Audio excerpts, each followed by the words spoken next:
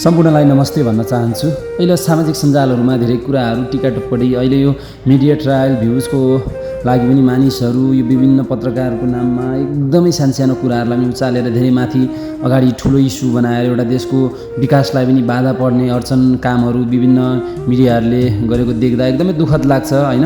अहिले जुन चाहिँ अब यो बालेन दाइलाई पनि विभिन्न पूर्व तयारी नभएर विदाउट एनी प्लानिङ स्ट्र्याटेजी त्यतिकै हावातालमा कामहरू गरिरहेको भन्ने छ। पुरै तयारी भएकै छ साथीहरू हैन, एकदम तयारी भएकै छ। अब यो रिजल्टहरू एकैचोटि देखिँदैन नि त, जुन चाहिँ सुकुम्बासी कन्टेक्स्टमा पनि हैन हेर्दाखेरि अब त्यसमा पनि उहाँहरूले एउटा असल सुकुम्बासी पहिचान भएको मान्छेलाई सही किसिमले हैन उहाँहरूलाई पनि के अरे घाँसबासको व्यवस्था गर्नुभएको छ हैन।